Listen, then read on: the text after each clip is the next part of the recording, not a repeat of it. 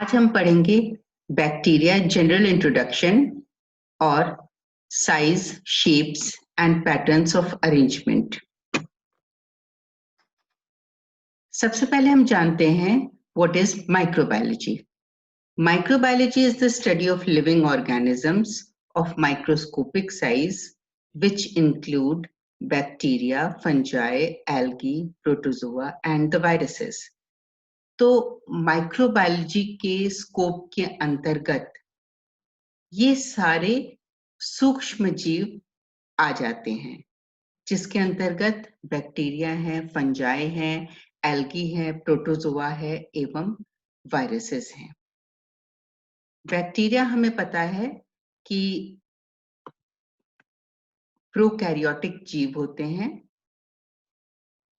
Fungi, algae एवं protozoa ये eukaryotic होते हैं और वायरस सजीव और निर्जीव के मध्य कड़ी बनाते हैं। यहाँ हम देखते हैं कि कुछ रोगजनक बैक्टीरिया के नाम, जैसे मेनिंजाइटिस रोग उत्पन्न करने वाला निसेरिया क्लॉस्ट्रीडियम टेटनाई टेटनस उत्पन्न करता है। माइकोबैक्टीरियम ट्यूबरकुलोसिस उत्पन्न करता है। स्ट्रेप्टोकोकस निमोनिया उत्पन्न करता है। कॉरिनीबैक्टीरियम रिस्पॉन्सिबल है डिप्थीरिया रोग के लिए, बच्चों में उत्पन्न होता है डिप्थीरिया रोग। सैल्मोनेला टाइफाई टाइफॉइड उत्पन्न करता है। विब्रियो रिस्पॉन्सिबल है कॉलेरा के लिए। ट्रिपोनिमा सिफिलिस उत्पन्न करता है और साथ साथ इनकी लंबाई लिखी गई है माइक्रोन में। तो हम देख सकते हैं कि साइज अति सूक्ष्म होता है बैक्टीरिया का। यहाँ एक फोटोग्राफ है सैल्मोनेला टाइफाई का, जो कि कॉजेटिव एजेंट है टाइफॉइड फीवर का। तो ये जो सैल्मोनेला टाइफाई है, ये फ्लैजिलेटेड बैक्टीरिया है। इसमें कशाब पाए जाते हैं। हम देख सकते हैं कि ये फ्लैजिला यहाँ है और ये रॉड शेप बैक्टीरिया होते हैं और ये इंटेस्टाइनल ट्रैक्ट और ब्लड संक्रमित करते हैं मानव का।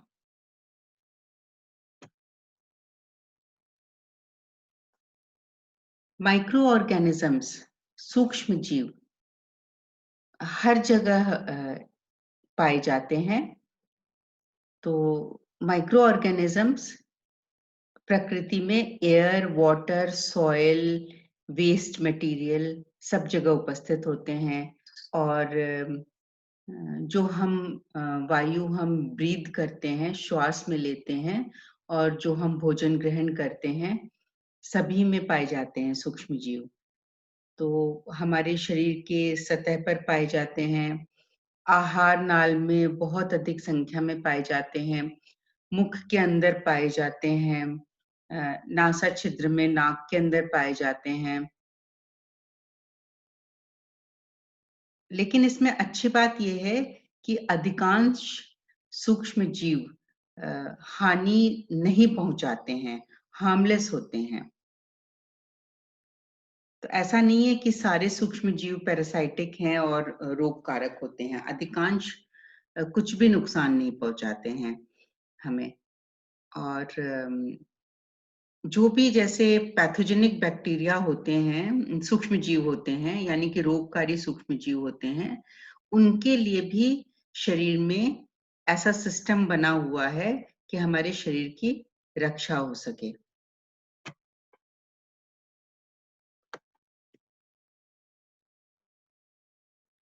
अब बैक्टीरिया की हम पर्टिकुलरली बात करें तो बैक्टीरिया बहुत अधिक सूक्ष्म जीव है और यूनिट ऑफ मेजरमेंट है माइक्रोन।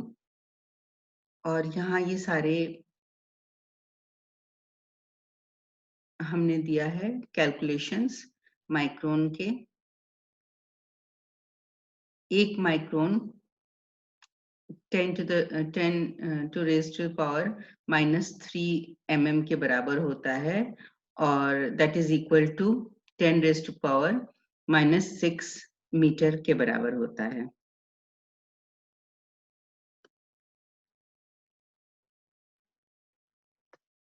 तो इसमें इम्पोर्टेंट बात यह है कि जब हम डायमेंशंस की बात करते हैं तो हमें ये जैसे हम जब भी जो स्ट्रक्चर ऑफ बैक्टीरिया पढ़ेंगे तो उसके अंदर के भी जो हम पार्ट्स पढ़ेंगे तो बहुत ही और भी अति सूक्ष्म डायमेंशंस के होते हैं वो पार्ट। तो हमें उन्हें ऐसा कुछ एफर्ट करके मेमोराइज नहीं करना होता है। अगर हम सापेक्ष अध्ययन करें तो वो हमारी मेमोरी में हमें याद हो जाते हैं वो।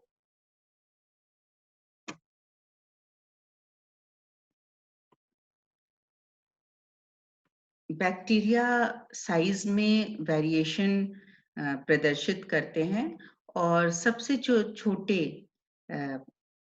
बैक्टीरिया होते हैं जो माइकोप्लाज्मा होते हैं, और उनके अंदर जीनस माइकोप्लाज्मा के कुछ मेंबर्स का डायमीटर लगभग 0.3 माइक्रोमीटर होता है।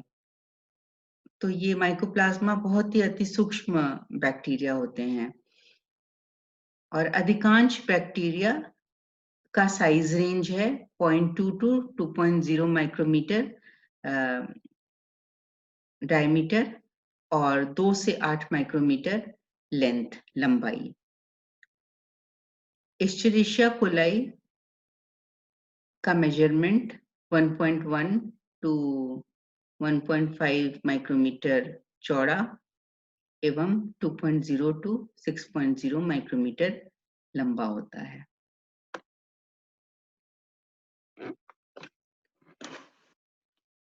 अब हम देखते हैं कि ये जो बैक्टीरिया का जो बहुत छोटा सा साइज होता है, इसके कॉन्सिक्वेंसेस क्या हैं, इसके परिणाम क्या हैं।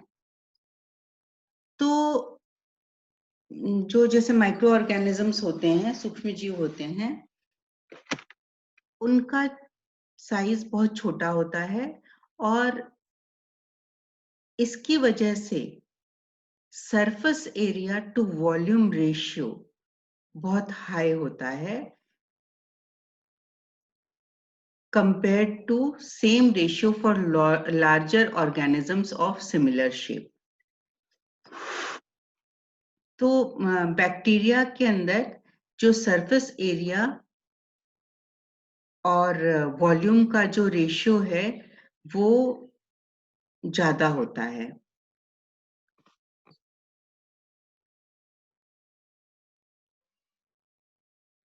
तो इस प्रकार से बैक्टीरिया के पास काफी बड़ी सतह होती है through which nutrients can enter, compared to a small volume of cell substance to be nourished, accounts for the unusually high rate of growth and metabolism of bacteria.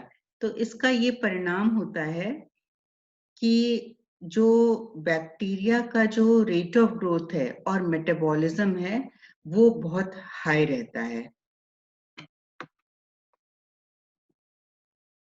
Moreover, because of the high surface area volume ratio, the mass of cell substance to be nourished is very close to the surface. तो इस वजह से जो small size की वजह से एक बहुत ही इम्पोर्टेंट यह लाभ है कि कोई भी सर्कुलेटरी मैकेनिज्म की आवश्यकता नहीं होती न्यूट्रिएंट्स के डिस्ट्रीब्यूशन के लिए, वितरण के लिए। तो इस वजह से बैक्टीरिया के अंदर साइटोप्लाज्मिक मूवमेंट की आवश्यकता नहीं होती और प्रोकैरियोटिक कोशिकाओं में साइटोप्लाज्मिक मूवमेंट्स नहीं पाए जाते, जबकि यूकैरियोटिक में पाए जाते हैं। और ये high surface area volume ratio की वजह से जो साइज ऑफ बैक्टीरिया है वो अति सूक्ष्म है। यहाँ हम देख सकते हैं 3 भिन्न प्रकार के शेप्स के बैक्टीरिया। ये गोलाकार हैं, ये बैसिलस छड़ आकृति के बैक्टीरिया हैं और ये सर्पिल आकार के बैक्टीरिया हैं।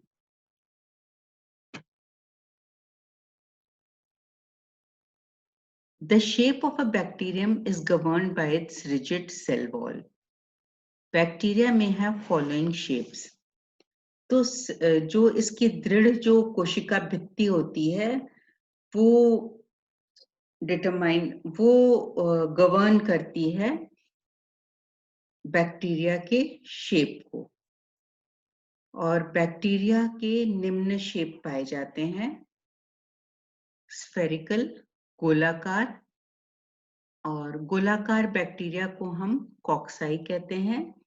सिंगुलर इसका कॉकस होता है।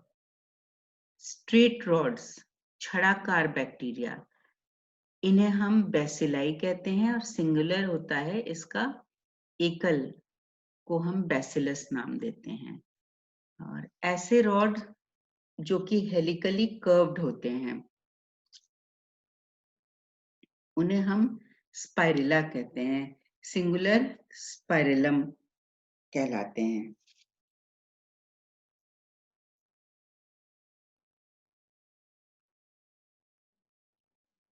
कुछ ऐसे सेल्स, बैक्टीरिया सेल्स होते हैं जो कि प्लियोमॉर्फिक होते हैं, जो यानी कि वो अनेक वैरायटी एग्जिबिट करते हैं, शेप्स के अनेक वैरायटी में पाए जाते हैं।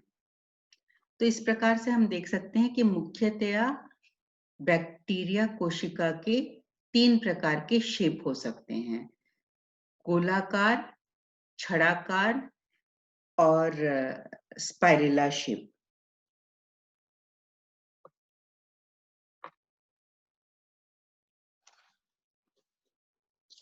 इस चित्र में हम देख सकते हैं ये स्टेफाइलोकोकस बैक्टीरिया है, गोलाकार बैक्टीरिया, ये लैक्टोबैसिलस है, छड़ाकार बैक्टीरिया, और ये एक्वा स्पाइरिलम है, सर्पिल बैक्टीरिया।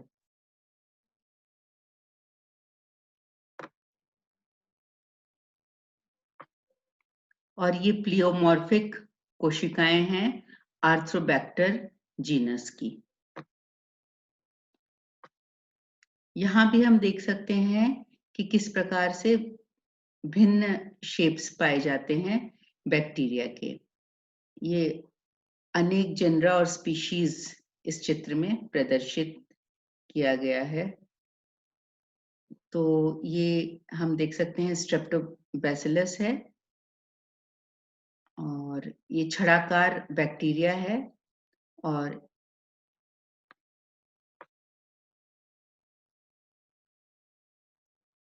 ये स्टेफाइलोकोकस है, ये ट्रिपोनिमा है, विब्रियो कॉलेरा है, हेलिकोबैक्टर है।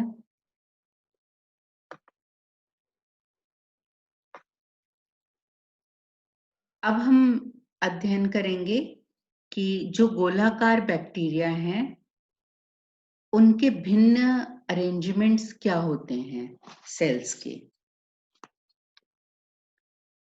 Cocci appear in several characteristic arrangements depending on the plane of cellular division and whether the daughter cells stay together following division.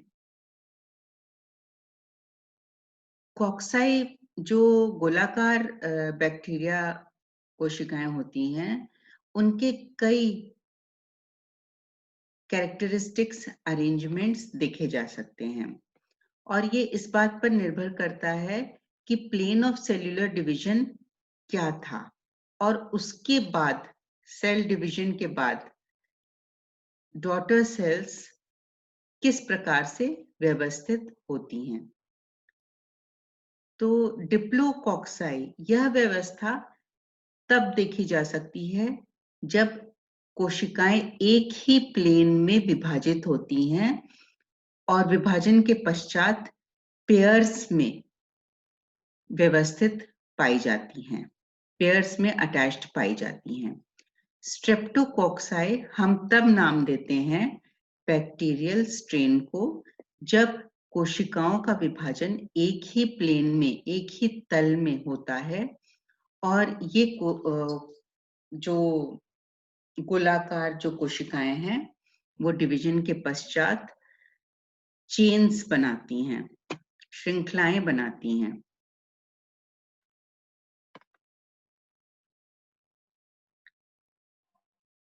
तो श्रृंखलाबद्ध जो कोशिकाएं पाई जाती हैं, अगर कॉक्साई कोशिकाएं पाई जाती हैं तो उस व्यवस्था को हम स्ट्रेप्टोकॉक्साई कहते हैं।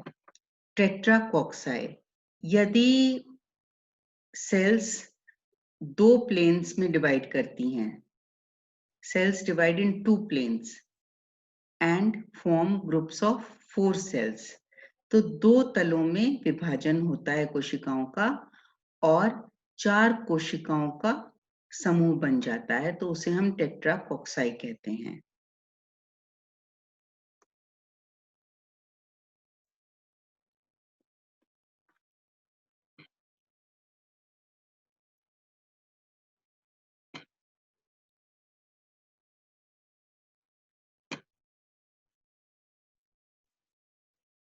सेल्स 3 तलों में विभाजित होती हैं, किंतु एक इर्रेगुलर पैटर्न में, और फिर कोक्साई कोशिकाओं के एक बंच का निर्माण होता है, समूह का निर्माण होता है। तो फिर इस व्यवस्था को हम गोलाकार बैक्टीरिया की इस व्यवस्था को हम स्टेफाइलोकॉक्साई कहते हैं। लेकिन यदि कोशिकाएं 3 तलों में विभाजित होती हैं किंतु रेगुलर पैटर्न में विभाजित होती हैं, तब एक क्यूबॉइडल अरेंजमेंट बन जाता है कोशिकाओं का और फिर हम उस व्यवस्था को कहते हैं सार्सिनी। मतलब कि सेल्स 3 प्लेन्स में डिवाइड हो रही हैं, 3 प्लेन्स में डिवाइड हो रही हैं। यदि इरेगुलर पैटर्न में डिवाइड होती हैं तब स्टेफाइलोकोकाई हम कहते हैं उस व्यवस्था को, और ये बंच बनता है कॉक्साई कोशिकाओं का। लेकिन यदि ये डिवीजन हो रहा है 3 तलों में किंतु रेगुलर पैटर्न में हो रहा है, तो फिर एज अ रिजल्ट एक क्यूबॉइडल अरेंजमेंट बनता है। यहाँ पर हम देख सकते हैं चित्र, ये स्टेफाइलोकोकाई है। तो यहाँ 3 तलों में डिवीजन तो हुआ है, लेकिन एक इरेगुलर पैटर्न में हुआ, तो इस वजह से एक बंच बन गया है कोशिकाओं का। लेकिन यहाँ पर एक रेगुलर पैटर्न में डिवीजन हुआ है, तो इसलिए ये एक क्यूबॉइडल शेप बन गया है, जिसे हम सार्सिना कहते हैं। और ये 2 कोशिकाएं हैं डिप्लोकॉक्साई, ये है स्ट्रेप्टोकॉक्साई जब श्रृंखलाबद्ध हो जाती हैं। ये सिंगल कॉकस है, ये टेट्राड है।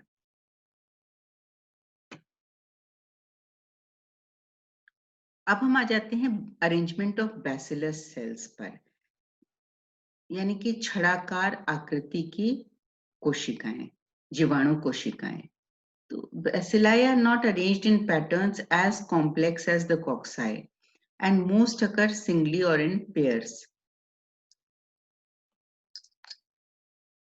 छड़ाकार जो जीवाणु कोशिकाएं होती हैं, अधिकांश रूप से वो एकल रूप में होती हैं या पेयर्स में पाई जाती हैं।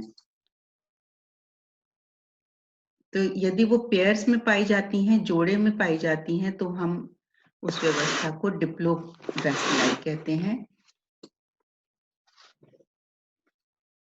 कुछ species, for example bacillus subtilis, form chains. Streptobacilli हम कहते हैं तब यदि वो श्रृंखलाबद्ध होती हैं, रूप में व्यवस्थित होती हैं, तो हम उस व्यवस्था को स्ट्रेप्टोबैसिलाई कहते हैं, और यह बैसिलस सबटाइलिस में देखा जा सकता है। कुछ एक में ट्राइकोम्स का निर्माण होता है, तो ये भी श्रृंखलाबद्ध ही होते हैं। ट्राइकोम जो व्यवस्था होती है, ये श्रृंखलाबद्ध व्यवस्था होती है, किंतु इसमें कांटेक्ट का जो एरिया होता है वो अधिक होता है एडजेसेंट सेल्स के बीच में।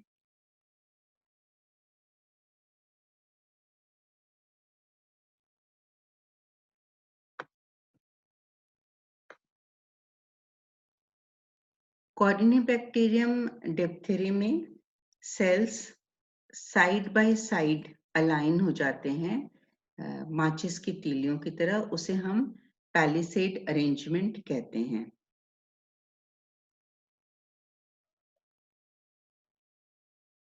और कुछ कोशिकाएं एंगल्स बनाती हैं, पर्टिकुलर कोणों पर भी व्यवस्थित हो जाती हैं।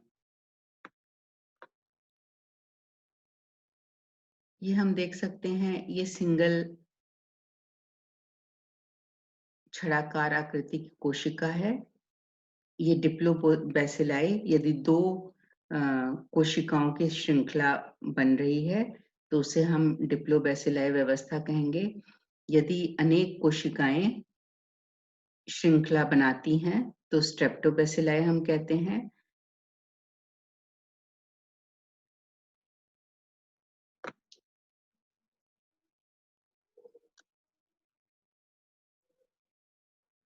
यदि वो साइड बाय साइड अलाइन हो जाती है एक दूसरे से, जैसे कि कॉर्निबैक्टीरियम में पाया जाता है, तो हम पैलिसेड अरेंजमेंट कहते हैं।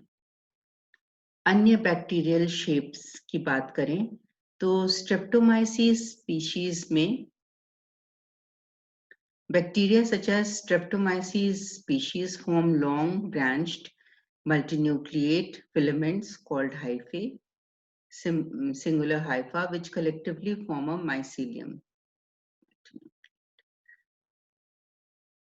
Curved bacteria are usually curved with a twist. कुछ बैक्टीरिया कर्व्ड होते हैं। Bacteria with less than one complete twist or turn have a vibroid shape. तो जिन बैक्टीरिया में एक पूरा कंप्लीट ट्विस्ट नहीं पाया जाता है, उन्हें हम विब्रॉइड बैक्टीरिया कहते हैं। एक पूरा कंप्लीट ट्विस्ट से कम होता है। और जिन बैक्टीरिया में एक या एक से अधिक पूर्ण घुमाव पाए जाते हैं, उन्हें हेलिकल शेप्ड बैक्टीरिया कहते हैं। Spirilla are rigid helical bacteria, whereas spirochetes are highly flexible. तो स्पाइरेला रिजिड होते हैं, दृढ़ होते हैं helical bacteria. Spirochaete flexible bacteria होते हैं। ये भी चित्र है डिफरेंट शेप्स ऑफ बैक्टीरिया का। तो ये हमने गोलाकार बैक्टीरिया के डिफरेंट जो अरेंजमेंट्स हैं उनका अध्ययन किया था। उसके बाद हमने अध्ययन किया था बैसिलस बैक्टीरिया के डिफरेंट व्यवस्थाओं का। यहाँ पर हम स्पाइरलम बैक्टीरिया देख सकते हैं। ये विब्रियो बैक्टीरिया है जिसमें हल्का सा टर्न है।